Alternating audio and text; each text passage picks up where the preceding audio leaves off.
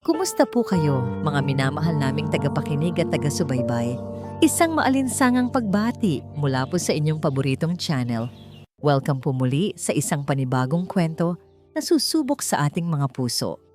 Sabi nila, ang isang tahanan ay hindi nabubuo sa pader, semento o bubong. Nabubuo ito sa mga alaala, sa mga halakhak na umalingaw-ngaw sa bawat sulok, at maging sa mga luhang tahimik na pumatak sa sahig nito. Samahan po ninyo kami sa isang kwentong magpapatunay na ang pinakamatibay na pundasyon ay ang pag-ibig na sinusubok ng panahon at ng kasakiman, ang amoy ng kapeng barako at ng mga bagong dilig na halaman, ang unang gumising sa diwa ni Dampi tuwing umaga. Sa loob ng 40 taon, ito na ang kanyang ritual. Sasalubungin ang pagsikat ng araw sa kanilang hardin, kung saan ang mga gumamela ay namumukadkad na parang mga pulang bituin at ang sampagwita ay nagkakalat ng halimuyak na kayang pawiin ang anumang lungkot, ang tahanang sinag-araw. Iyon ang tawag nila sa munti nilang paraiso.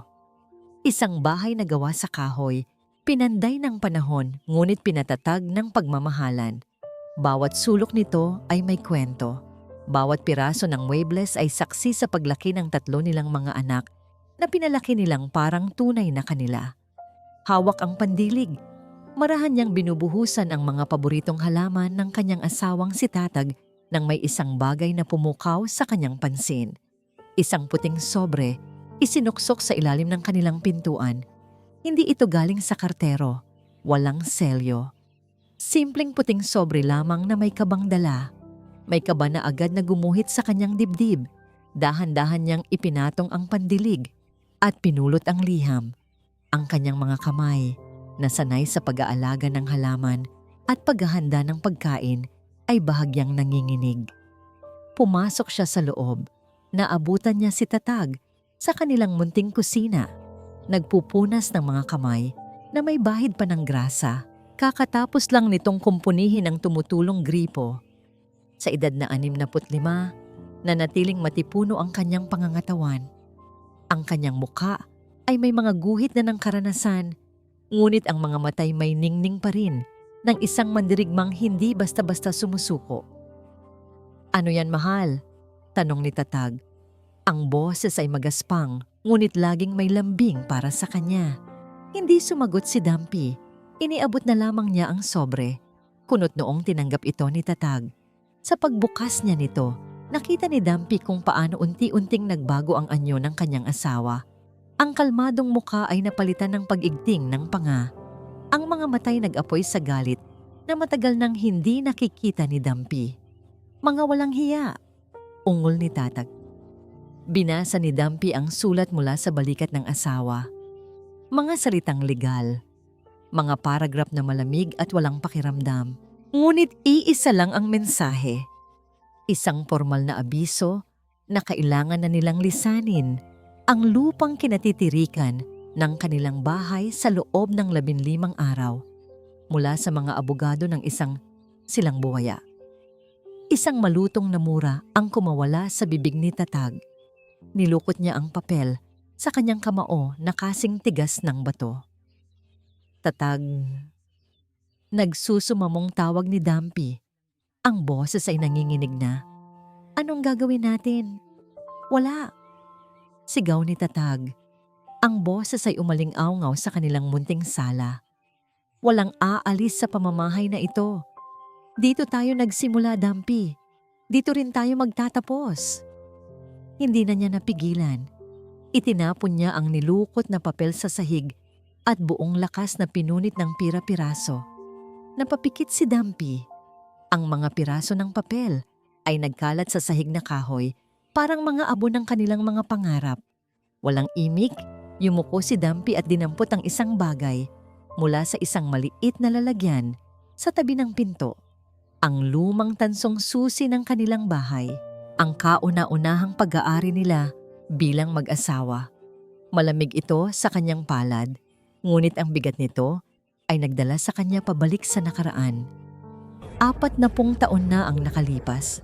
Isang Tatag at Dampi na mas bata, puno ng pag-asa. Ang magkahawak kamay na nakatayo sa harap ng bagong tayong bahay.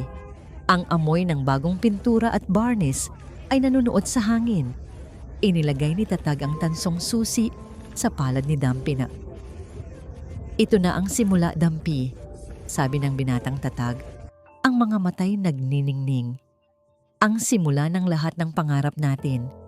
Ang ating tahanang sinag-araw. Isang mainit na likido ang pumatak sa kanyang kamay.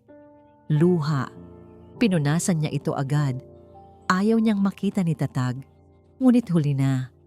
Nakita niya ang paglambot sa mga mata ng kanyang asawa. Ang galit ay napalitan ng pamilyar na sakit. Lumapit ito at marahang hinawakan ng kanyang mga balikat. "Huwag kang mag-alala, mahal," bulong nito. "Hindi ko hahayaang may kumuha nito sa atin." "Hindi." Naniwala si Dampi. Gusto niyang maniwala. Ngunit nang dumating ang hapon, habang nag-aayos siya ng mga gamit sa bintana, natanaw niya ang isang lalaking huminto sa tapat ng kanilang gate. May idinikit itong isang papel. Hindi na puti. Isang malaking papel na kulay pula. Nang makaalis ang lalaki, nagmamadali siyang lumabas. Nanginginig ang buong katawan niya habang binabasa ang mga salitang nakaimprenta sa itim at malalaking letra na para bang isinisigaw sa buong barangay Maharlika ang kanilang kahihiyan.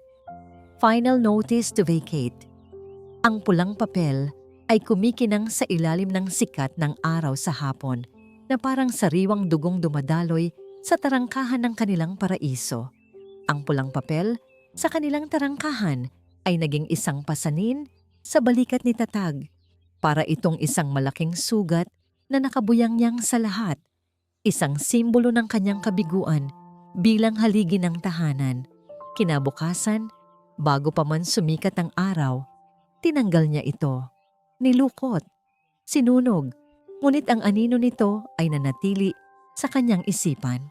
"Pupunta ako sa munisipyo," paalam niya kay Dampi. Ang boses ay pilit pinatatatag.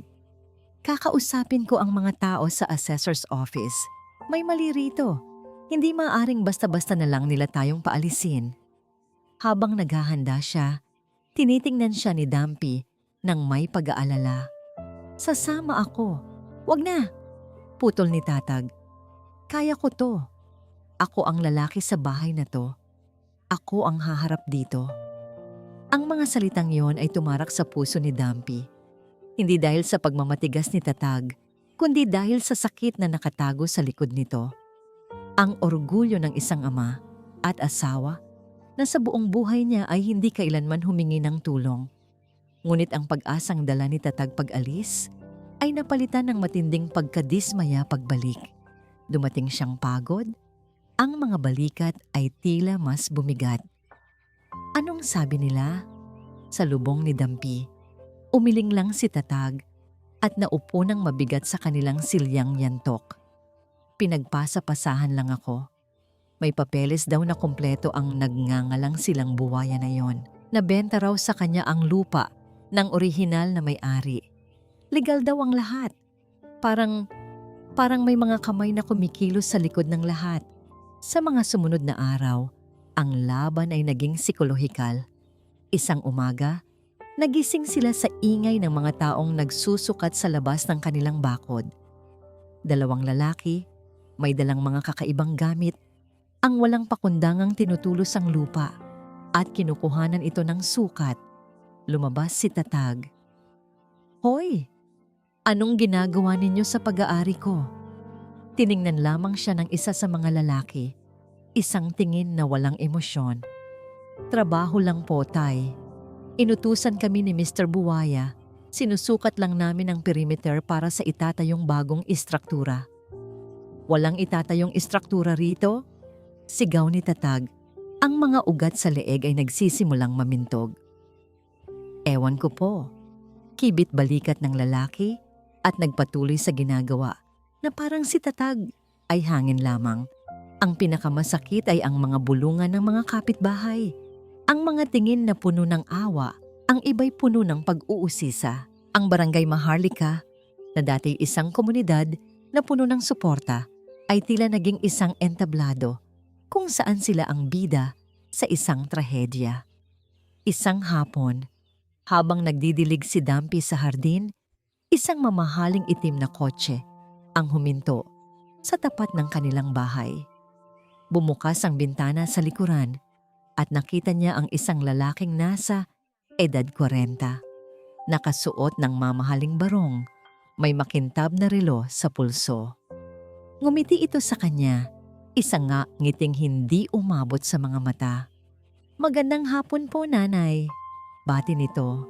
Ang boses ay malumanay, ngunit may lamig. "Silang buwaya po. Sana po ay hindi kayo nabubulabog sa aming mga ginagawa. Pinaghahandaan lang po namin ang future ng property na ito." Napatigil sa pagdidilig si Dumpy. Ito pala ang taong gustong sumira sa kanila. "Ang bahay na ito ang buhay namin." Mahinang tugon ni Dumpy. Hawak ang hose na parang isang sandata. Tumawa ng mahina si Sailang. "Ang sentimental value po ay hindi nabibili ng pera, pero ang lupa, nabibili. At nabili ko na. Payo ko lang po, Nay, sumunod na lang kayo sa usapan. Mas mapapabilis ang lahat." At isinara nito ang bintana at umalis ang sasakyan, nag-iwan ng alikabok at ng bigat sa dibdib ni Dumpy. Gabi, ang hapunan ay tahimik. Ang tanging maririnig ay ang tunog ng mga kutsara at tinidor na tumatama sa plato. Hindi na makatiis si Dumpy. "Tatag," simula niya. "Kailangan na nating tawagan ang mga bata." Mabilis na ibinagsak ni Tatag ang kanyang kubyertos. Para ano? Para sabihin sa kanila na bigo ang tatay nila? Na hindi ko kayang ipagtanggol ang sarili nating pamamahay? Hindi, Dumpy. Hindi ko kayang ibigay sa kanila ang kahihiyang yan. Hindi ito kahihiyan, Tatag. Problema natin to. Problema ng buong pamilya. Tumaas na ang boses ni Dumpy. May pangingilid ng luha. "Ako ang padre de pamilya. Responsibilidad ko to." Giit ni Tatag. Tumayo at naglakad-lakad sa kusina. "Pinalaki natin sila para magkaroon ng magandang buhay, hindi para problemahin ang mga problema ng matatanda. Pero mga anak natin sila." Umiiyak nang sabi ni Dumpy. Hindi na nakasagot si Tatag. Sinuntok niya ng mahina ang pader na gawa sa kahoy, isang tunog na nagpakita ng lahat ng kanyang nararamdamang galit at kawalan ng pag-asa. Napasandal siya roon. Ang likod ay nakaharap kay Dumpy. Ayokong maging pabigat sa kanila," sabi niya sa wakas. Ang boses ay basag. Natahimik ang buong kabahayan. Mula sa sala, tiningnan ni Tatag ang mga litrato sa dingding. Si Katwiran noong graduate sa law school. Si Bantayog na nakangiti sa kanyang unipormeng militar. Si Hiraya na tumatanggap ng award para sa kanyang negosyo. Ang kanyang mga tagumpay, ang kanyang mga kayamanan. Paano niya sasabihin sa kanila na ang mismong pundasyon na pinagmulan ng lahat ng yon ay malapit ng gumuho? Maya-maya pa, may narinig siyang mahinang pag-uusap sa labas. Sumilip siya sa bintana. Ang isa sa mga tauhan ni Silang na nag-aayos pa rin ng mga panukat ay may kausap sa telepono. Pilit niyang pinakinggan. "Oo, boss sa boss Silang," sabi ng lalaki. "Ayos na ang lahat ng sukat. Hinihintay na lang ang go signal. Bukas ng umaga, darating na ang mga truck." Narinig ni Tatag ang mga salitang iyon at para siyang binuhusan ng nagyeyelong tubig. Mga truck. Hindi na ito isang laban sa papel. Hindi na ito isang digmaang psikolohikal. Bukas na ang katapusan. Ang gabi ay bumagsak sa tahanang sinag-araw, hindi na parang isang kumot na nagbibigay ginhawa, kundi parang isang mabigat na telang itim na nagpapahiwatig ng pagluluksa. Ang bawat tiktak ng lumang orasan sa dingding ay parang martilyong pumupukpok sa dibdib ni Dumpy. Ang bawat pagaspas ng dahon sa labas ay parang mga paang papalapit. Mga truck. Ang salitang yon ay paulit-ulit na umuulit sa kanyang isipan. Nakahiga siya sa tabi ni Tatag. Alam niyang gising pa rin ito. Ang paghinga nito ay masyadong kontrolado. Ang katawan ay masyadong matigas. Nagkukunwari lang itong tulog. Ayaw harapin ang isa na namang pag-uusap na puno ng sakit at kawalan ng pag-asa. Ayaw nitong makita ang takot sa kanyang mga mata. Kaya pumikit na rin si Dampi at hinintay na lumalim ang gabi. Nang sigurado na siyang mahimbing na ang tulog ng kanyang asawa o baka naman sumuko na lang ito sa pagod. Dahan-dahan siyang bumangon. Ang bawat galaw niya ay maingat. Ayaw niyang lumikha ng anumang ingay sa sahig na kahoy na kabisado na ang bigat ng kanyang mga yapak. Sa ilalim ng liwanag ng buwan na tumatagos sa bintana, tinungo niya ang isang sulok sa kanilang silid. Doon nakalagay ang isang lumang baul na gawa sa narra. Pamana pa ito mula sa kanyang lola. Ito ang taguan ng lahat ng kanilang mahahalagang alaala. Mga sulat, mga litrato, mga unang sapatos ng mga bata. At ang kanilang pinakatatagong lihim. Marahan niyang itinaas ang takip ng baul. Ang alatiit nito sa katahimikan ng gabi ay parang isang sigaw. Sandali siyang natigilan. Tinitingnan kung nagising si Tatag, ngunit hindi ito gumalaw. Nanginig ang kanyang mga kamay habang kinakapa ang ilalim ng mga lumang album. Nandoon, isang malaking brown envelope na ninilaw na ang mga gilid. Dahan-dahan niya itong inilabas na parang humahawak ng isang bagay na makamandag. Umupo siya sa sahig, isinandal ang likod sa malamig na pader at binuksan ang sobre. Sa loob nito ay ang mga dokumentong nagpabago sa lahat. Mga papeles ng sangla, isang mortgage agreement, at ang pangalan nila ni Tatag ay malinaw na nakapirma sa ibaba. Isang alon ng pagsisisi at kahihiyan ang muling bumalot sa kanya. Naalala niya ang araw na yon, 10 taon na ang nakalipas. Nasa loob sila ng isang malamig na opisina ng bangko. Si Hiraya, ang kanilang bunso, ay katatapos lang magpresenta ng kanyang business plan. Puno ito ng pangarap, ng enerhiya. Isang maliit na negosyo ng mga handicraft na gawang kamay, ngunit kailangan niya ng puhunan. Malaking puhunan. "Nay, Tay, huwag po kayong mag-alala," sabi noon ni Hiraya. Ang mga matay nagniningning. "Babayaran ko po kayo sa lalong madaling panahon. Doble pa po. Palalaguin ko po ito para sa inyo." Nagkatinginan sila ni Tatag. Alam nila ang nasa isip ng isa't isa. Ang tanging ari-arian nila na may malaking halaga ay ang bahay at lupa.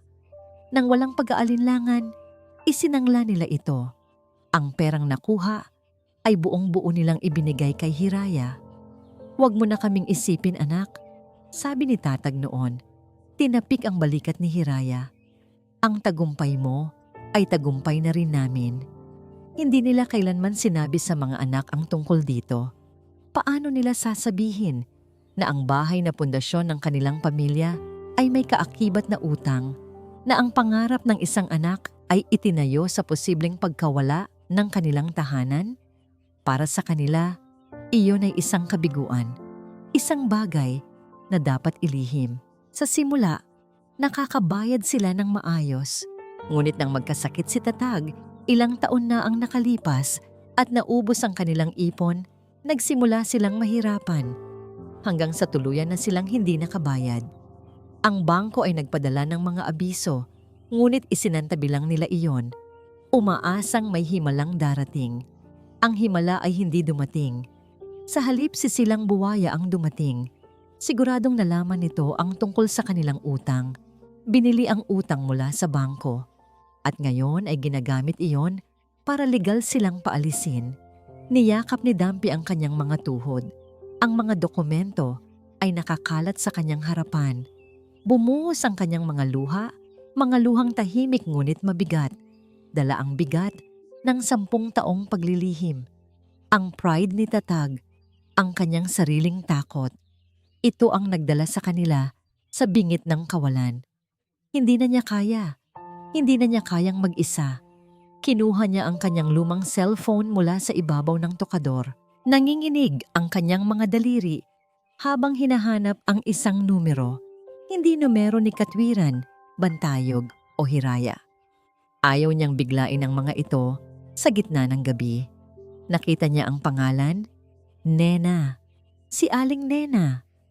Ang kanyang matalik na kaibigan, ang kapitbahay nila na lumipat na sa kalapit na probinsya. Ang ninang ni Katwiran sa binyag. Nag-aalangan pa siya, ngunit ang desperasyon ay mas matimbang. Pinindot niya ang call button. Pagkatapos ng ilang ring, isang inaantok na boses ang sumagot. Hello? Dumpy? Napatawag ka? Anong oras na? Hindi na napigilan ni Dumpy ang kanyang hikbi. Nena, Nena. Naging alerto agad ang boses sa kabilang linya. Dumpy? Bakit? Anong nangyari? Umiiyak ka ba? At doon, sa dilim ng kanilang silid, sa tabi ng baul na taguan ng kanilang mga lihim, ibinuhos ni Dumpy ang lahat. Ang tungkol kay Silang Buhaya, ang mga abiso, ang kahihiyan, ang utang, ang mga truck na darating bukas. Nena, tulungan mo ako. Sabi niya, sa gitna ng kanyang mga hikbi. Ang boses ay halos pabulong na. Hindi ko na alam. Hindi ko na alam ang gagawin. Sa kabilang probinsya, sa isang bahay na tahimik sa gitna ng gabi, si Aling Nena ay napaupo sa kanyang kama. Hawak ang telepono na parang isang bombang sasabog anumang oras. Ang mga hikbi ng kanyang kaibigan ay tumagos sa kanyang puso. Huminahon ka, Dumpy, sabi niya. Kahit ang sarili niyang boses ay nanginginig sa galit at pag-aalala. Huwag kang gagawa ng kahit ano. Huwag kang aalis dyan. Ako na ang bahala. Pagkababa ng telepono, hindi na siya nag-aksaya ng panahon. Ang kanyang mga daliri na bahagyang naninigas dahil sa rayuma ay mabilis na nag-dial ng isa pang numero. Ang numero ng kanyang inaanak. Sa kanyang condo unit sa Maynila, hating gabi na. At katatapos lang ni Attorney Katwiran Silayan na basahin ang isang makapal na kaso. Ang tunog ng kanyang telepono ay isang pambubulabog, ngunit nang makita niya ang pangalan ng kanyang ninang Nena, sinagot niya ito agad. Ninang, napatawag po kayo. Ang sumunod na 5 minuto ay nagpabago sa lahat. Ang kalmadong ekspresyon ni Katwiran ay napalitan ng hindi makapaniwalang pagkagulat na agad na naging purong galit. Ang bawat salita ni Aling Nena ay parang mga kutsilyong tumutusok sa kanyang dibdib.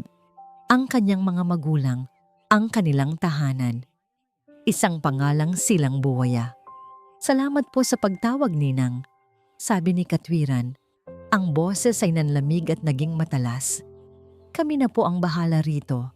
Bago pa man siya makapag-isip ng maayos, pinindot na niya ang video call at ginawa ang isang group chat para sa kanilang 3 magkakapatid, haligi ng tahanan. Unang sumagot si Hiraya, ang bunso. Kahit hating gabi na, halatang galing pa ito sa trabaho.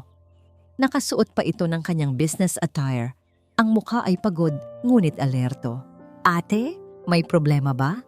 Sumunod si Major Bantayog. Ang background niya ay madilim. Halatang nasa loob ng kanyang barracks. Ang kanyang mukha ay seryoso, gaya ng dati. Katwiran! Hiraya, anong meron? Huminga ng malalim si Katwiran. Tumawag si Ninang Nena, si nanay at tatay. Nanginginig ang kanyang boses sa unang pagkakataon. Pinaalis sila sa bahay. Isang nakabibinging katahimikan ng namayani sa kanilang 3. Si Hiraya ang unang nakabawi. Ang pagod sa kanyang muka ay napalitan ng matinding pag-aalala. Ano? Paanong nangyari? Bakit hindi sila tumatawag sa atin? Pride. Simpleng sagot ni Bantayog. Ang panga ay nag-igting. Kilala natin si tatay. Ikinuwento ni Katwiran ang lahat ng sinabi ni Aling Nena. Ang mga abiso, ang panghaharas, at ang pinakamasakit sa lahat, ang mga truck na darating kinaumagahan para kunin ang kanilang mga gamit. Bakit hindi nila sinabi sa atin? Paulit-ulit na tanong ni Hiraya. Ang boses ay puno ng sakit at pagsisisi. Nasaan tayo noong kailangan nila tayo? Wala na tayong panahon para dyan, sabi ni Bantayog. Ang boses ay parang isang commander na nagbibigay ng utos. Kailangan nating kumilos. Ngayon na. Katwiran, ano ang magagawa ng batas? Ang pagiging abogado ni Katwiran ay bumalik. Kailangan ko ng kopya ng lahat ng dokumento. Pero base sa sinabi ni Ninang, mukhang harassment at coercion ito. Pwede akong mag-file ng temporary restraining order bukas na bukas ng umaga. Maganda, sabi ni Bantayog. Ako na naman, kakausapin ko ang CO ko. Mag-file ako ng emergency leave. Uuwi ako dyan. Ang pananakot sa mga senior citizen ay isang seryosong krimen. Ang lahat ay napatingin sa screen kung nasaan si Hiraya. Tahimik lang ito. Ang mga mata ay nakapikit na parang nag-iisip ng malalim. Ang pangalan ng kontrabida ay umuulit sa kanyang isipan. Silang Buwaya. Ate kuya, sabi ni Hiraya sa wakas, ang boses ay kalmado na sa isang paraan na nakakakilabot. Gawin ninyo ang kailangan ninyong gawin. May tatawagan lang ako. Sino? Tanong ni Katwiran. Isang maliit at mapait na ngiti ang sumilay sa labi ni Hiraya. Isang taong may utang na loob sa akin at may access sa mga impormasyong hindi basta-basta nakukuha. Pagkatapos ng tawag, ang bawat isa ay kumilos.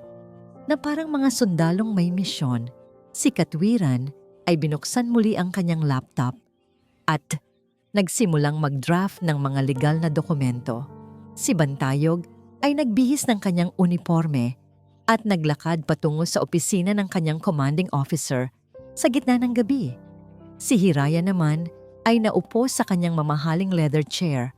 Tanaw mula sa bintana ng kanyang opisina ang mga ilaw ng buong syudad. Kinuha niya ang kanyang telepono at nag-dial. Hello, sabi niya nang may sumagot sa kabilang linya. Gisingin mo ang finance team. May ipapahanap ako. Isang pangalan, Silang Buwaya, at lahat ng bangko at lending institutions na posibleng may koneksyon sa kanya. Hanapin ninyo ang isang non-performing loan na nakapangalan Kinatatag at Dampisilayan. Gusto kong malaman kung sino ang may hawak ng utang na yon ngayon. May narinig siyang sagot sa kabilang linya. Hindi, sabi ni Hiraya. Ang boses ay malamig na parang yelo. Hindi mo naiintindihan. Kapag nahanap ninyo, huwag kayong magtatanong. Huwag kayong makikipagnegosasyon. Huminga siya ng malalim bago ibigay ang huling utos. Bilhin mo lahat. Walang ititira. Kinaumagahan, sa barangay Maharlika, ang sikat ng araw ay tila walang habag. Ang init nito ay nagpapatindi lang sa tensyon sa hangin. Sa harap ng tahanang sinag-araw, isang malaking moving truck ang huminto nang may malakas na pag-inggit ng preno. Mula sa isang itim na sasakyan sa likod nito, bumaba si Silang Buwaya. Nakasuot siya ng puting-puting polo, ang buhok ay makintab sa pomada. Naglakad siya patungo sa gate at sa kanyang labi ay may isang ngiti-isang ngiti. Isang ngiti ng tagumpay. Para kay Tatag, ang tunog ng preno ng truck sa labas ng kanilang bahay ay parang tunog ng isang pako na ibinabaon sa kanyang kabaong. Nakatayo sila ni Dampi sa may pintuan, magkahawak kamay. Ang kanilang mga katawan ay nagsisilbing huling tanggulan ng kanilang tahanan. Ngunit anong laban ng dalawang matatandang katawan sa bakal at makina? Ang mga kapitbahay ay isa-isang nagsilabasan. Mayroong mga nakikisimpatya, ang kanilang mga mukha ay puno ng lungkot. Mayroong mga tsismoso, ang kanilang mga matay sabik sa drama. Sila Tatag at Dampi, sa gitna ng lahat, ay parang mga artistang itinulak sa entablado ng walang script. Ang pagdating ni Silang Buwaya ay nagdagdag ng insulto sa pinsala. Ang kanyang paglakad ay mayabang. Ang kanyang manangiti ay mapang-asar. Huminto siya sa tapat nila, sa labas lang ng gate. "Magandang umaga, Tatay Tatag, Nanay Dampi." Bati niya, ang tono ay puno ng huwad na paggalang. "Sana'y nakapag-empake na kayo. Ayoko sanang maging marahas ang proseso." Yung hindi sumagot si Tatag. Ang tanging sagot niya ay isang tingin na kung nakamamatay lang ay kanina pa bumulagta si Silang sa kinatatayuan nito. Itinaas ni Silang ang kanyang kamay, isang senyas sa kanyang mga tauhan na sakay ng truck. 4 na malalaking lalaki ang bumaba, mga mukhang walang pakialam, handa nang gawin ang kanilang trabaho. "Simulan nyo sa mga muwebles sa sala," utos ni Silang. Nagsimulang maglakad ang mga lalaki patungo sa gate. Humigpit ang hawak ni Dampi sa kamay ni Tatag. Napapikit siya. Naghihintay sa unang yugyog sa kanilang pintuan, sa unang pagbasag ng kanilang kapayapaan. Humarang si Tatag sa pintuan. Idinipa ang mga braso. "Subukan ninyong pumasok. Dadaan muna kayo sa ibabaw ng aking bangkay." Ngumisi lang si Silang. "Huwag niyo na pong pahirapan ang sarili niyo, Tay. Batas ang nasa panig ko." "Ang batas ay para sa tama, hindi para sa mga sakim na tulad mo."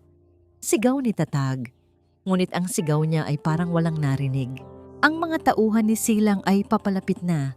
1 hakbang, 2 hakbang. Screech! Isang malakas na tunog ng preno ang pumunit sa tensyonadong katahimikan. Lahat ay napalingon.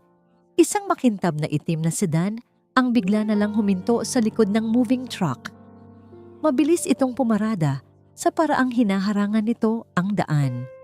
Bumukas ang pinto sa driver's side at mula rito ay lumabas ang isang babae. Nakasuot siya ng isang itim na business suit na bagay sa kanyang matangkad na tindig. Ang kanyang buhok ay nakapusod ng maayos. Ang kanyang paglakad ay may kumpiyansa. Ang bawat hakbang ay may layunin. Sa kanyang kamay, may hawak siyang isang leather briefcase. Katwiran. Bulong ni Dampi, hindi makapaniwala sa nakikita. Napatanga si Tatag, ang kanyang panganay, ang kanyang abogada. Narito. Dire-diretso ang lakad ni Katwiran. Hindi niya pinansin ang mga nagbubulungang kapitbahay. Hindi niya tiningnan ang mga tauhan ni Silang. Ang kanyang mga mata, matalas at matalino, ay nakatuon lamang sa isang tao. Si Silang Buwaya. "Sino ka?" Tanong ni Silang, bahagyang nainis sa biglaang interrupsyon. Huminto si Katwiran sa harap niya. May distansya sa pagitan nila, ngunit ramdam ang kuryenteng namamagitan. "Ako si Attorney Katwiran Silayan." Ang apelyido ay nagdulot ng bahagyang pagkagulat sa mukha ni Silang, ngunit mabilis niya itong itinago. Ang abogada. Sayang at huli ka na. Tapos na ang usapan." "Sa tingin ko hindi pa." Kalmadong sagot ni Katwiran. Binuksan niya ang kanyang briefcase at kinuha ang isang dokumentong may selyo ng korte. "I am serving you this." Iniabot niya ang papel. Nagatubili si Silang, ngunit kinuha rin ito. Habang binabasa niya, unti-unting nawala ang nangisi sa kanyang mukha. "A temporary restraining order?" Sabi niya nang may halong panggigil. "This is nothing. Mapapawalang bisa ko rin to. Isang pirasong papel lang to na magbibigay sa inyo ng ilang araw pa." Ngumiti si Katwiran. Isang ngiting hindi nakikipaglaro. "Alam ko. Kaya nga ito ay temporary lang. Ang papel na ito ay hindi para tuluyang pigilan ka. Ang papel na ito ay para bigyan ka ng babala." Tumawa ng malakas si Silang, isang tawang mapanghamak. "Babala? Nagpapatawa ka ba, attorney? Anong babala ang maibibigay mo sa akin? Hawak ko ang lahat ng baraha." Itinaas ni Katwiran ang kanyang kilay. "Sigurado ka ba dyan, Mr. Buwaya? Dahil sa pagkakaalam ko, ang ginagawa mong ito, ang pananakot at pag-pressure sa 2 senior citizen, ay may katumbas na parusa sa ilalim ng Republic Act 1994 o ang Expanded Senior Citizens Act. Elder abuse, isang seryosong kaso. Patunayan mo." Hamon ni Silang. Ang boses ay tumataas na. "Oh, I will," sagot ni Katwiran. "Mayroon akong testimonya ng buong barangay. Mayroon akong record ng mga notice mo na hindi dumaan sa tamang proseso. At mayroon akong 2 biktima na handang tumestigo." Tumingin siya sa kanyang mga magulang at sa unang pagkakataon, nakita nila ang isang pamilyar na lambing sa kanyang mga mata. Muling tumawa si Silang, ngunit ngayon ay may halong nerbiyos na. "Kahit na, papel lang lahat yan. Kailangan mo ng mas matibay dyan para takutin ako." Habang sinasabi niya iyon, isa na namang sasakyan ang dumating. Hindi ito isang sedan. Isa itong kulay luntian at opisyal na sasakyan ng militar. Huminto ito sa likod ng kotse ni Katwiran. Ang pinto ay bumukas. At mula rito, bumaba ang isang lalaking nakasuot ng kumpletong uniforme ng Philippine Army. Ang kanyang mga bota ay makintab. Ang kanyang tindig ay tuwid at matatag. Ang mga medalya sa kanyang dibdib ay kumikinang sa ilalim ng sikat ng araw. Dahan-dahan siyang naglakad palapit sa kanila. Ang bawat hakbang ay mabigat at may awtoridad. Huminto siya sa tabi ni Katwiran. Si Major Bantayog Silayan. Tiningnan niya si Silang Buwaya mula ulo hanggang paa. Ang kanyang mga mata ay kasing lamig ng bakal. At sa boses na sana'y magbigay ng utos sa daan-daang sundalo, nagsalita siya. "May problema ba rito, attorney?" Ang pagdating ni Major Bantayog Silayan ay nagpabago sa buong kapaligiran. Kung ang presensya ni Katwiran ay nagdala ng awtoridad ng batas, ang presensya ni Bantayog ay nagdala ng bigat ng karangalan at ng estado. Ang uniforme niya ay hindi lamang damit. Ito ay isang simbolo, isang babala. Mula sa pagiging isang aroganteng developer na kumokontrol sa sitwasyon, si Silang Buwaya ay biglang naging isang sibilyan na kinukwestiyon ng isang mataas na opisyal ng militar. Ang mga tauhan niyang kanina ihanda nang pumasok sa bahay ay hindi makagalaw sa kanilang kinatatayuan, tila natatakot kahit sa anino ng Major. Ang mga nagbubulungang kapitbahay ay natahimik. Ito ay higit pa sa inaasahan nilang drama. Naging focus ng lahat si Silang Buwaya. Pawis ay nagsimulang mamuo sa kanyang noo. Sa kabila ng init ng araw, pilit niyang ibinalik ang kanyang kumpiyansa. "Major," sabi niya, pilit nang ngumingiti. "Nagkakamali po yata kayo ng pinuntahan. Isa po itong civil matter. Wala pong kinalaman dito ang militar." Hindi ngumiti si Bantayog. Lumakad siya ng isang hakbang palapit, sapat lang para maramdaman ni Silang ang kanyang pagiging dominante. "Nagkakamali ka, Mr. Buwaya. Nagkakaroon ng kinalaman ng militar kapag ang pamilya ng isang sundalo ang ginugulo." Tumingin siya sa kanyang mga magulang. Nakita niya ang pagod at takot sa kanilang mga mata. Isang apoy ng galit ang nag-alab sa kanyang dibdib, ngunit ang kanyang mukha ay nanatiling isang maskara ng kalmadong disiplina. "At bukod pa riyan," dagdag ni Bantayog, ibinalik ang tingin kay Silang. "Ang aking ama, si Tatag Silayan, ay isang veterano. Naglingkod siya sa bayan. Ang ginagawa mong panggigipit sa isang taong nag-alay ng kanyang serbisyo sa bansang ito ay hindi lamang ilegal. Isa itong kawalan ng respeto." Ang bawat salita ni Bantayog ay mabigat, tumatagos.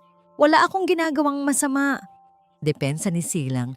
Ang boses ay nagsisimula ng mabasag. "Sumusunod lang ako sa proseso. May utang sila sa akin na hindi nababayaran. Akin ang lupang ito ayon sa batas." Dito na sumingit si Katwiran. "Ang utang ay isang bagay, Mr. Buwaya. Pero ang pagpapadala ng mga maton para takutin ang 2 nakatatanda, ang pagdikit ng mga nakakahiyang abiso sa kanilang gate, at ang pagtatangkang sa pilitang pagpasok sa kanilang tahanan ng walang tamang court order, iyon ay ibang usapan.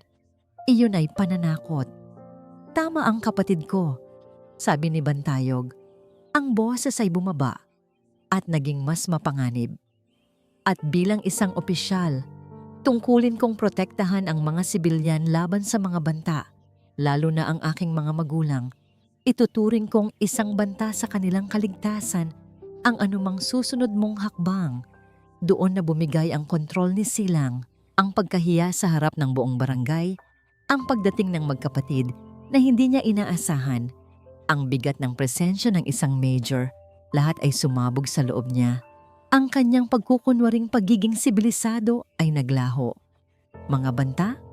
Sigaw niya, ang muka ay namumula sa galit. Tumingin siya kay Tatag at sa mga mata niya ay may apoy ng isang matagal ng kinikim-kim na galit. Kayo ang nag-umpisa nito. Ang ama ninyo ang nagsimula ng lahat. Lahat ay nagulat sa biglaang pagbabago. Maging si Tatag ay nagtaka. Anong pinagsasasabi mo? Tanong ni Tatag. Tumawa si Silang, isang tawang puno ng pait at puot. Hindi mo naaalala? Siyempre hindi. Sino ba naman ako para sa isang dakilang construction foreman na katulad mo noon? Isang langgam lang na tinapakan mo. Nag-isip si Tatag, pilit na hinahalungkat ang kanyang nakaraan. Ang tatay ko. Dugtong ni Silang idinuro si Tatag. Si Mang Cardo, isa sa mga karpintero mo. Tinanggal mo siya sa trabaho dahil lang sa isang maliit na pagkakamali. Dahil doon, nawalan kami ng lahat. Naghirap kami. Iyon ang dahilan kung bakit hindi ako nakapag-aral agad. Sinira mo ang buhay ng pamilya ko. At sa sandaling iyon, ang lahat ng piraso ay nagkabit-kabit sa isipan ni Tatag at Dampi. Si Mang Cardo. Ang binatang laging huli, madalas lasing sa trabaho, na ilang beses na niyang binigyan ng pagkakataon pero palaging sinasayang. Isang araw, dahil sa kapabayaan nito, muntik nang maaksidente ang isa nilang kasamahan. Iyon ang huling straw. Kinailangan niya itong tanggalin. Ang lalaking nasa harap nila ngayon, ang anak nito. Hindi ito tungkol sa pera. Umiling-iling si Silang. Ang mga mata ay may bahidanan ng kabaliwan. Hindi lang ito tungkol sa lupa. Ito ay tungkol sa pagkuha ng kung ano ang dapat ay sa akin. Ang karangalan na ninakaw mo sa tatay ko. Gusto kong makita kang lumabas sa bahay na yan na walang-wala. Tulad ng ginawa mo sa amin noon. Gusto kong maramdaman mo ang kahihiyan. Ang pag-amin ay nag-iwan ng katahimikan na mas maingay pa kaysa sa mga sigaw kanina. Ito pala, hindi lang simpleng kasakiman. Ito ay isang personal na paghihiganti. Ngunit kahit na nabunyag na ang kanyang tunay na motibo, nakuha pa rin ni Silang na ngumiti muli, isang ngiting demonyo. Tumingin siya sa magkapatid na silayan. Magaling, sabi niya, pumapalakpak ng dahan-dahan.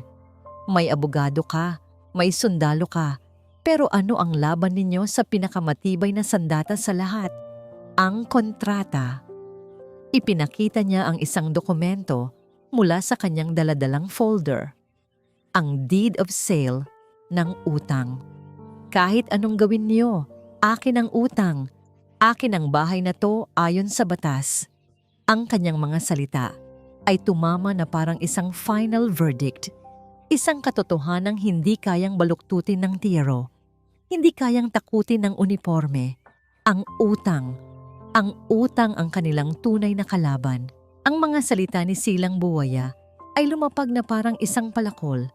Pinuputol ang lahat ng natitirang pag-asa. Akin ang utang. Sa sandaling iyon, walang saysay ang TRO ni Katwiran. Walang bigat ang uniforme ni Bantayog. Ang batas ng kontrata at ari-arian ay malinaw. Kung sino ang may hawak ng utang, siya ang may karapatan sa nakasangla. At sa kasong ito, iyon ay ang tahanang sinag-araw. Tumingin si Katwiran kay Bantayog. Nakita niya sa mga mata ng kanyang kapatid ang parehong damdamin na naroon sa kanya. Isang pakiramdam ng pagkatalo. Maaari nilang ipagpaliban ang hindi maiiwasan. Maaari nilang kasuhan, sisilang ng hiwalay na mga krimen, ngunit sa usapin ng pagmamay-ari, talo sila. Si Dampi, na kanina'y nagsimula nang makaramdam ng pag-asa, ay muling napahawak ng mahigpit sa braso ni Tatag. Naramdaman niya ang pagyanig sa katawan ng kanyang asawa. Ang matatag na haligi ng kanilang pamilya sa unang pagkakataon sa loob ng maraming taon ay nagpapakita ng lamat. Ang lahat ng tapang nito kanina ay unti-unting nauupos, napapalitan ng malamig na katotohanan ng kanilang pagkakamali. Ang lihim na tinago nila sa loob ng 10 taon ay ang mismong sandatang ginagamit ngayon para wasakin sila. Ang nangiti sa mukha ni Silang Buwaya ay bumalik, mas mayabang at mas masama kaysa dati. Alam niyang nanalo na siya. Ang pagdating ng mga anak ay nagbigay lamang ng mas matamis na lasa sa kanyang tagumpay. "Ano na, attorney? Major?" Tanong niya ng may pangaasar. "Wala na bang bala? Tapos na ba ang palabas?" Itinaas niyang muli ang kanyang kamay patungo sa kanyang mga tauhan. "Ano pang hinihintay ninyo? Ituloy ang trabaho." Ngunit bago pa man makahakbang ang sinuman, isa na namang tunog ng sasakyan ang pumukaw sa atensyon ng lahat. Hindi ito marahas na preno o pagdating ng may awtoridad. Ito ay ang tahimik na ugong ng isang mamahaling makina. Isang eleganteng kulay pilak na sasakyan ang marahang huminto sa kalsada. Ilang metro ang layo mula sa gulo. Ang disenyo nito ay modern. Ang kintab ay nagsasabing ito'y pag-aari ng isang taong matagumpay. Lahat ay napatingin, nag-aabang kung sino ang lalabas. Bumukas ang pinto sa likuran at mula rito, lumabas ang isang babae. Kung si Katwiran ay nagdala ng imahe ng batas at si Bantayog ng imahe ng disiplina, ang babaeng ito ay nagdala ng imahe ng kapangyarihan at tagumpay. Nakasuot siya ng isang simpleng ngunit mamahaling puting bestida. Ang kanyang buhok ay nakalugay at alon-alon. Sa kanyang mga mata, mayroong isang kalmadong kumpiyansa na hindi mo makikita sa kahit kanino roon. Si Hiraya Silayan, ang bunso, ang pangarap. Hindi siya nagmamadali.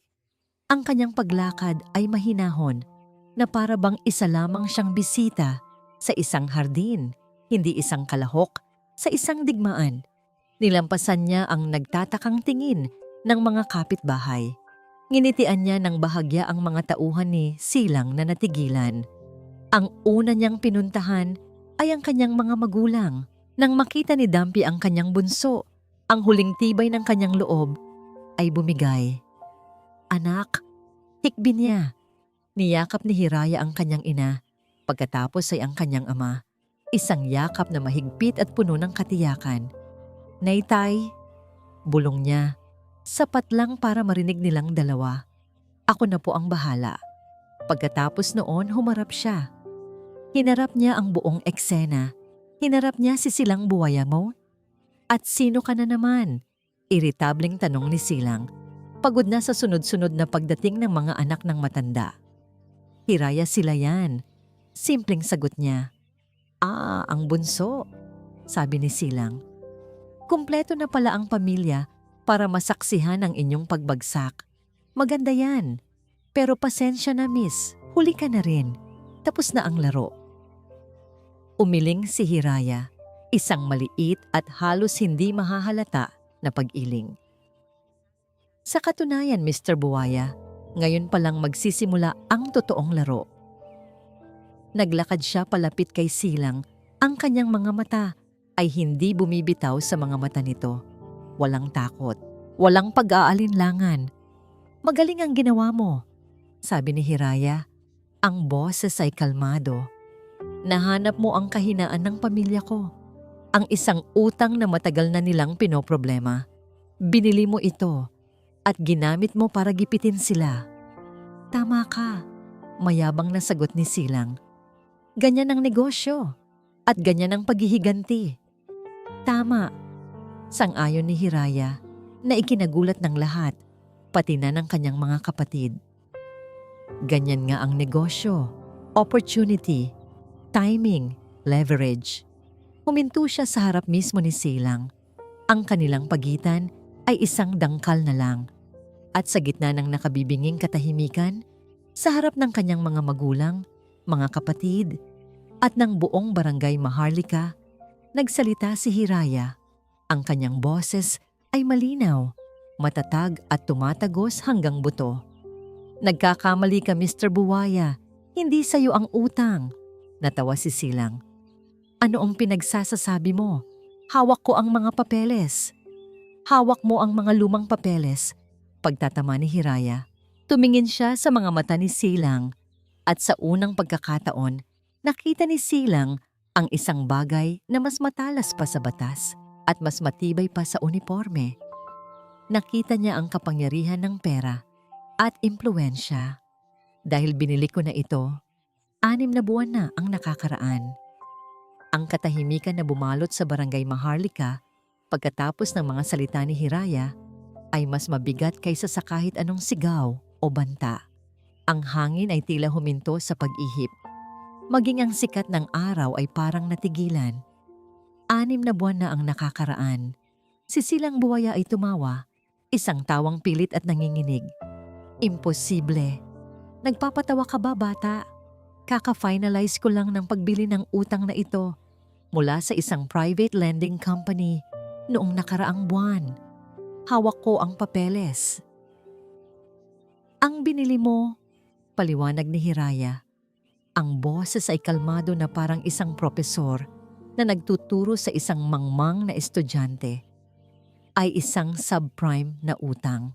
Ibinenta ito sa iyo ng isang maliit na kumpanya na binentahan din ng isa pang kumpanya.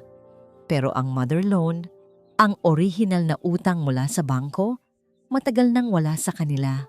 Matagal ko nang pinahanap at nang mahanap ko, binili ko. Habang nagsasalita si Hiraya, isang lalaking naka-corporate attire ang lumabas mula sa sasakyan niya. May dala itong itim na portfolio. Lumapit ito kay Hiraya at iniabot ang isang folder. Gusto mong makita ang tunay na papeles, Mr. Buwaya? Tanong ni Hiraya. Binubuklat ang folder. Deed of assignment, notarized, dated 6 months ago. Ang pangalan ng aking kumpanya bilang bagong creditor at ang pirma ng presidente ng bangko kung saan orihinal na umutang ang mga magulang ko. Iniabot niya ang mga dokumento sa harap ng mukha ni Silang.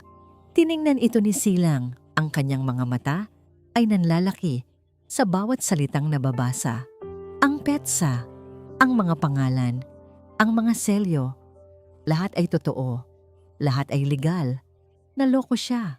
Ang kumpanyang nagbenta sa kanya ng utang ay nagbenta ng isang bagay na wala na pala sa kanila ang tunay na kapangyarihan. Siya ang nagmamay-ari ng isang pirasong papel na walang halaga. Ang kulay sa mukha ni Silang ay nawala. Ang kanyang pagiging arogante ay gumuho na parang isang kastilyong buhangin na tinamaan ng alon. Napaurong siya ng isang hakbang. Pagkatapos ay isa pa. Tumingin siya sa bahay. Pagkatapos ay sa mga truck at sa mga taong nakatingin sa kanya. Ang kanyang engrandeng plano ng paghihiganti ay naging isang napakalaking katatawanan. Hindi, bulong niya, hindi maaari. Maaari, sabi ni Hiraya. Dahil habang ikaw ay abala sa pagpaplano ng iyong paghihiganti, ako ay abala sa pagprotekta sa aking pamilya.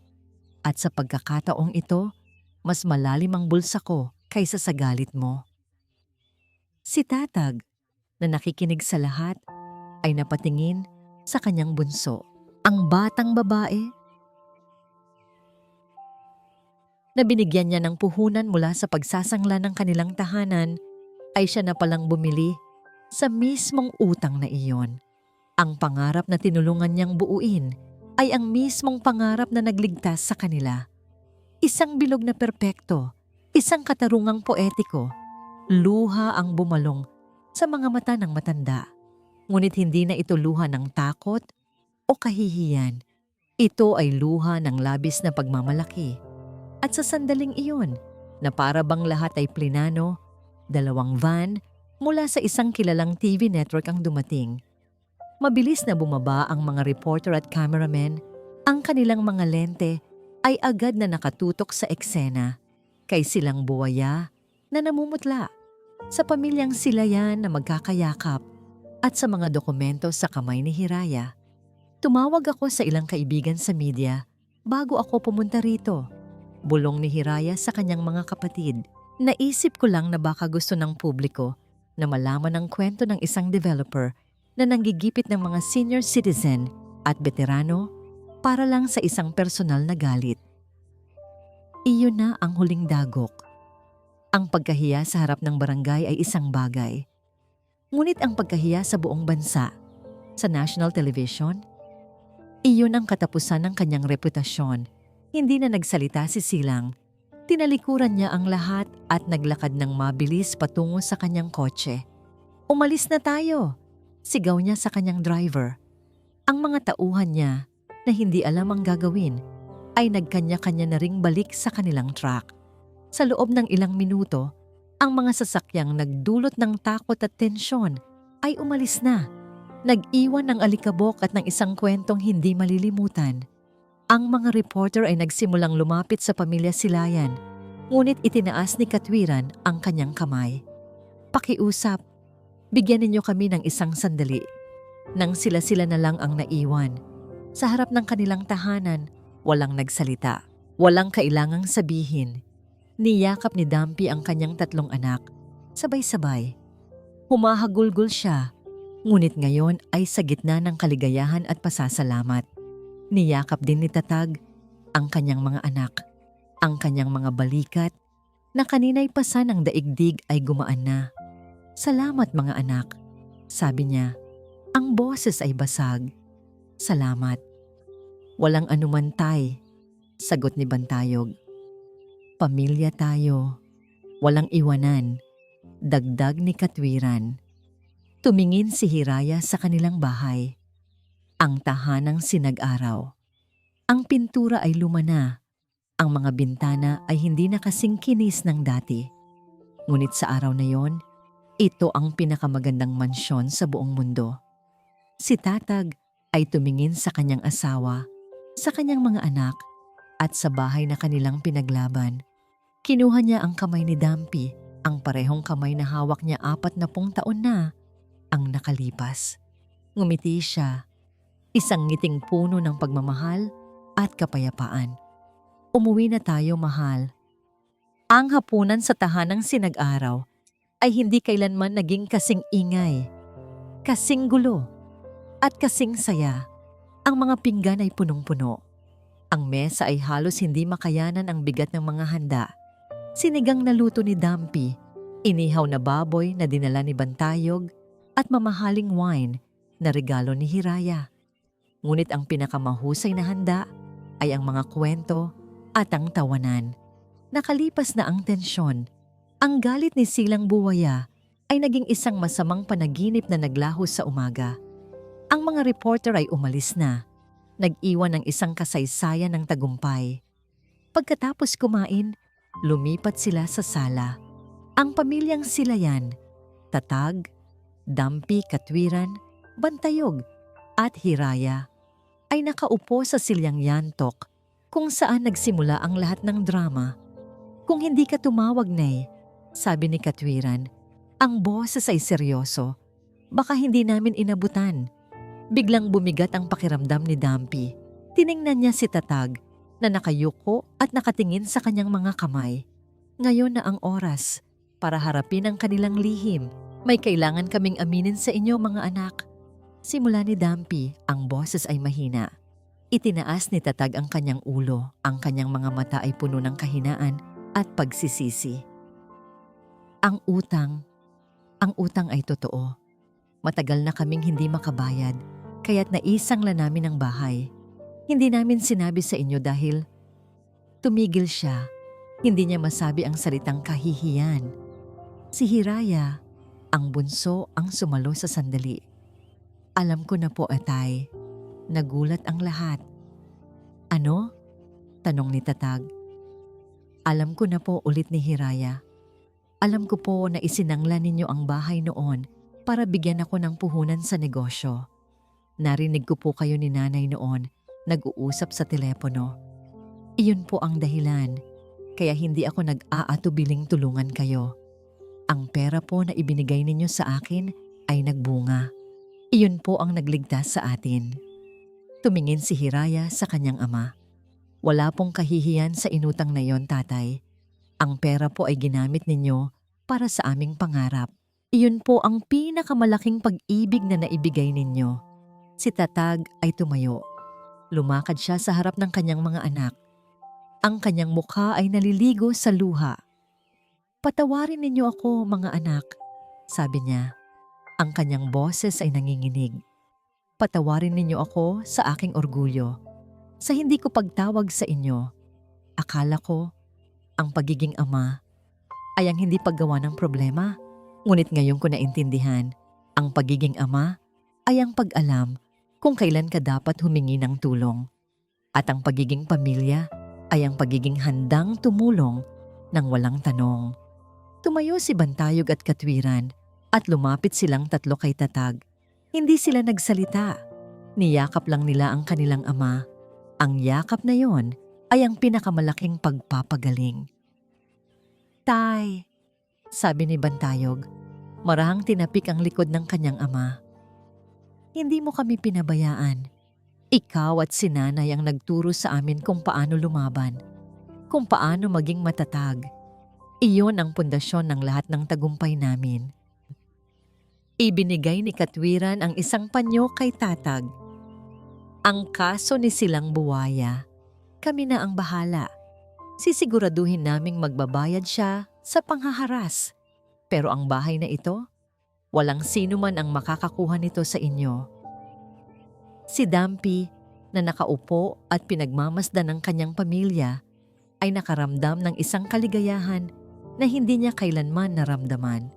Ang mga pader ay luma, ngunit ang pundasyon ay mas matibay pa sa semento. Marahang lumapit si Tatag sa isang maliit na kabinet at inilabas ang tansong susi. Ang susi na kanina'y simbolo ng takot at pag-aalala. "Ang tansong susi," sabi niya. Ang kanyang boses ay matatag na muli. "Ito ang tanda ng 40 taon ng ating pagmamahalan. Ngayon, gusto kong ibigay ito sa inyo." Inilatag niya ang susi sa kanyang palad. Marahang inilapit niya ang kamay ni Katwiran at doon niya ipinatong ang susi. Pagkatapos, ang kamay ni Bantayog at sa wakas, ang kamay ni Hiraya. Pinagsama-sama niya ang kanilang mga kamay. Hawak ang susi sa gitna. "Ang tahanang ito ay hindi na lang sa amin ni Dampi," sabi ni Tatag, tinitingnan ng kanyang mga anak. "Ito ay pag-aari na ng mga Silayan. Kayo ang nagligtas dito. Kayo ang aming Bantayog. Ang susi na ito ay para sa inyo. Ibig sabihin, kahit saan kayo magpunta, laging bukas ang pintuan para sa inyo. At kapag may banta, sabay-sabay ninyong ipagtatanggol." Ang tatlong magkakapatid ay tumango. Ang kanilang mga mata ay may luha at mahigpit nilang niyakap ang kanilang mga magulang.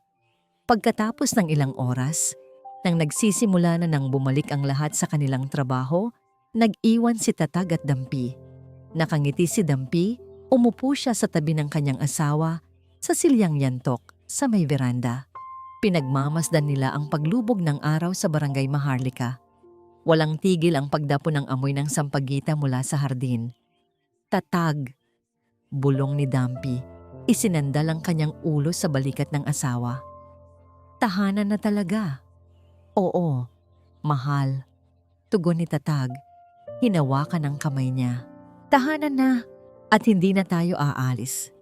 Ang sikat ng huling araw ay tila ginintuan ng lumang tahanan na para bang nagpapatunay na ang pag-ibig at pagkakaisa ng isang pamilya ang siyang pinakamalaking yaman. At dito po nagtatapos ang kwento nila, Tatag at Dampi Silayan. Isang paglalakbay na nagturo sa atin na ang tunay na pundasyon ng isang tahanan ay hindi ang mga pader na gawa sa semento at kahoy, kundi ang pag-ibig, tiwala, at ang kakayahang magbalik tanaw at tumulong ng mga anak na pinalaki sa tamang pagpapahalaga. Ang kasakiman ni Silang Buwaya ay nagdala sa pamilya sa bingit ng pagbagsak, ngunit ito rin ang nagbigay daan upang matuklasan ng pamilya, Silayan, ang tunay na lakas ng kanilang pagkakaisa. Taos puso po akong nagpapasalamat sa inyong walang sawang pagsubaybay sa bawat yugto ng kwentong ito. Naway maging inspirasyon po ito sa inyo na yakapin ang inyong mga magulang at ipaalala sa kanila na hindi sila nag-iisa. Nais ko pong marinig ang inyong saloobin. Aling bahagi ng kwento ang pinaka-nagpatulo ng inyong luha? I-comment nyo lang po sa ibaba. Kung nagustuhan ninyo ang kwentong ito, isang pindot lang po sa like button, i-share, at mag-subscribe para sa mas marami pang kwento na bubuo at gigiba sa inyong mga damdamin. Muli, ako po ang inyong lingkod, nag-iiwan ng isang paalala. Ang bawat puso ay may sariling kwento at ang bawat kwento ay may aral na naghihintay. Huwag kalimutang pahalagahan ang mga haligi ng inyong buhay. Pagpalain po kayo ng Panginoon, kayo at ang inyong buong pamilya. Hanggang sa muli.